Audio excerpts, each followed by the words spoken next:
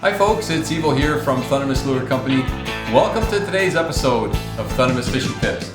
We've got Antonio here, our boatless angler, and we are very fortunate because today he's going to share his secret recipe on how to make Gravlax. And as you know, that's not cooked fish, but it's cured fish. Cured fish with liqueur and salt and sugar, actually. Exactly. So you're going to show us exactly how it's done. Yep. But before you do that, a little bit of prep work that we've done. So these are trout that we're doing today, but you could do any fish you want. Trout is great, salmon is great, but you can do this with any fish.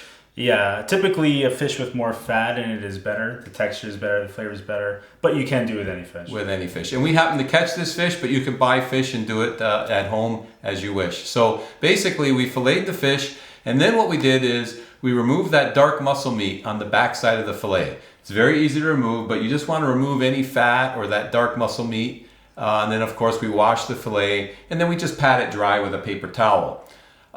This recipe calls for dill, so we also wash the dill and we pat that dry as well with a paper towel. Yep.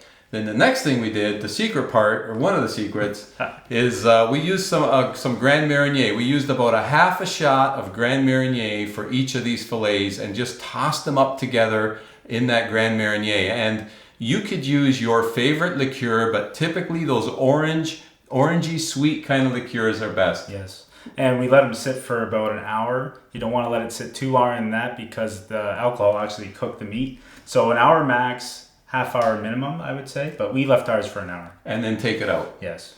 And you could use like Cointreau or any of your favorite liqueurs. So that's brought us to where we are right now. Right. Now we're going to get into the nitty gritty, and Antonio's going to show us exactly how to cure this fillet. So our ingredients are very simple. We did the Grand Marnier, we've got the dill, and now we've got some coarse salt and brown sugar, and really that's all we need. Yeah, it's very simple. The coarse salt is very important because it's very easy to oversalt this recipe, and coarse salt is a good way for the fish to draw in the salt. It takes what it needs. If you use a fine grain, right, you're going to put too much and it's going to be throwing it out. All right. So coarse salt, it's a must. It's a must, and it helps regulate the cure. So what we're going to do is these fillets here, you got to keep in mind the thickness of each fillet. Okay. And each fillet's got different thicknesses in it. So the thicker, the more salt. Right. So, okay. You know, this is the head of the fish. It's thick here, and then it gets thinner here, and it's also thinner in the belly. So that's how you got to kind of put salt. Yeah. So you're going to you just use your fingers, and you just want it slightly covered. Like I mentioned earlier, it's very easy to oversalt. So what I typically do is start on the thicker sections of the fish, and it's good to start there. So start on all this thicker sections. We'll just cover it. You notice that I'm not dousing it in salt. It's just a touch. It's more or less scattered. It's scattered, and you know it is coarse salt, so it's going to draw that salt as it cures. So once you did the thick parts, now you want to go over the thinner areas, and you want to put less. So you're happy with that amount right now on the thick? Right now, yes. And okay. You got to also remember you're doing it on the opposite side, which is why, you know, it might look a little light on the salt, but that's on purpose. So a little less on the thin part. Even more scattered. I'll use your word there. And that's good there. So what we're going to do is we're going to flip it over. All right. And actually, before we do that, I forgot about the sugar. The sugar, okay. So the brown sugar. No, you don't use white sugar. No, you use brown sugar, and brown sugar has already got a little bit of moisture in it, and it's typically sweeter, but it has that molasses taste to it, which is going to add a nice flavor to your fish. And this is similar. You add a little bit more to the thick spots, but this is not really for curing. It's more for flavor, but very light. If you didn't add the sweet liqueur, you would add a little bit more brown sugar. But you can't really put too much sugar, though, really. Not really. I mean, if you totally doused it, yeah, it would taste very sweet. It would taste like trout candy, but but you know, you just lightly sugar it. It's not as finicky as the salt is. Okay, so it's not like you can say X amount of sugar per pound. No. You have to more or less go by eye Yeah. And just kind of sprinkle it throughout, just like you're doing today. Now, if these fillets were really thick, 2-3 inches thick, we would have to add more salt. Okay. Right now we have, a 3/4 inch fillet at the thickest point. So you just got to keep in mind of that. Okay. So there really isn't a recipe, per pound, X amount of salt. It's kind of by feel. Okay, so we're going to flip them. So we're going to flip them like this. You can see there's still some Grand Marnier on them, which is good. And then we're going to do the same thing. Okay. Start with the thick spots. Little extra salt. So far, this is looking pretty easy. It is very easy. But it's very easy to screw it up too. I mean, the only place that you're really going to screw it up is the excess amount of salt. So it's actually best to put less if it's your first time, and then you can always add salt. That's true. You can't take it away. Yeah.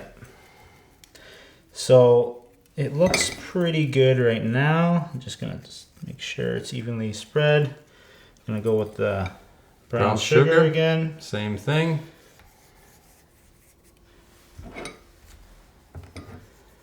There you go. And again, it's just the same thing we just went over on the opposite side.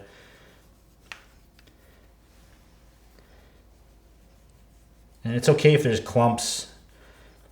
I mean, you don't want dry, clumpy brown sugar. You want fresh stuff. But if there's blobs of thicker areas, it's okay. When it cures, it actually evens out quite nicely. So that's it. Okay. That's that step. And the next step is the dill. Okay. So with dill... Now don't be shy with the dill, right? Like we have lots of dill here, and I guess you can't overdo the dill. No, you want to overdo the dill. Okay, so in this case, the more dill, the better. Right. Okay. And you notice that it's not chopped up or anything. We bought it at the store. It had a rubber band around it. We took that off, washed it, pat dried. And we want to keep it like this because when you serve this, you want to remove the dill. Okay. If you chopped it up, you'd be picking at your fish for a long time. So. It's a good tip. So leave the dill whole. Yeah, so you want to be very generous with it. And you can see there's stems and there's tips. You want to go back and forth on each one so that because the flavor is at the tips there. So boy, nice smell. The aroma on this dill is beautiful. So we're going to do the same. Actually, we're going to put that amount in the center because what we're going to do is we're going to sandwich this actually. Okay. So put that amount in the center, put the fillet over top, and you want to match thick sides and thin sides. Okay. So you're making a dill sandwich, kind of. Dill sandwich. Okay. That isn't ready to eat yet. Okay. So same thing, and then you're going to do it on the outside. Back and forth. And like we said, we're not being shy with this. You can't overdo it. So, and then we're going to flip it over. It's going to be that's probably the hardest part of this whole thing. There you go. Well, you did it. Mm-hmm. So. And put some more dill. Yep. Dill, and more dill. With a side of dill. Okay, so it's Might as well use it all. Sure. Right? Let's go with it. So once you've made this dill mountain, what you need now, the next step is a plastic bag to contain it all. Okay. So we'll do that. So in the bag it goes. You're gonna need my help here. Yeah, please.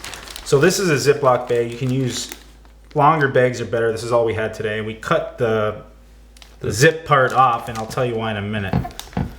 So we're gonna take this whole fillet and dill mixture and place it like that. I mean, typically you'd want a bag that's a little bit longer, but this will do as well. It's not a big deal. So from this is the next step. Okay. So we've got 2 glass dishes here.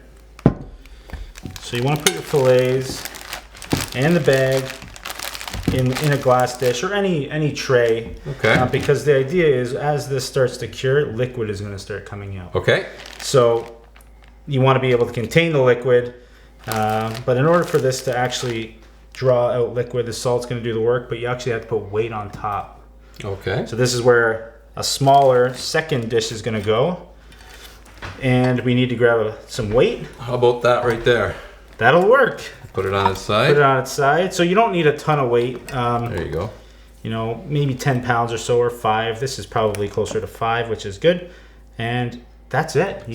So that's why you had that bag open, because it's going to drain. Now you probably, when you're going to put this in the fridge now? Yes, you're going to put it in the fridge. You're actually going to put it on a slight angle. With the angle is important that it's facing the open side of your bag. So the open side of the bag facing down. Yes. So you're going to have it at a little angle with this weight that the juices are going to come out, and they're going to be contained in your.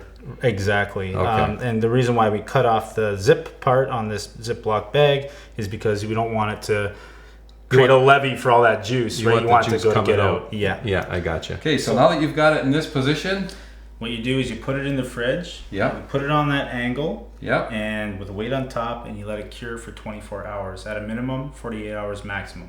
So 24 to 48. Right. And if you notice that there's a lot of liquid there, you can get a paper towel and soak some of that up. Okay. That's a good thing to do after your 12 to 24 hour check. Just take that out, any excess liquid, and that's it. It's ready to eat. So let's say it's 24 hours later, and we just take it out, remove all the dill. Yes, remove all the dill. You don't wash the fillet. Not at all. So all you do is slice it, and I think we like to slice it really thin. Right. Right. You just slice it thin. Put it on a plate. Yep. And you serve it that way. Yeah, you can serve it with some more fresh dill, or there's capers as well. People like to have it with. And it's got the texture of smoked salmon. It's really nice. It's excellent eating. Yeah. Well, there you have it, folks. Antonio's secret, simple Gravlax recipe. And you know what? I have to admit, it really is absolutely delicious. Hope you give it a try sometime. Thanks for tuning in to today's episode of Thundermist Fishing Tips. Thanks, Antonio, for the tips and the demo. And as always, until next time, good luck and good fishing.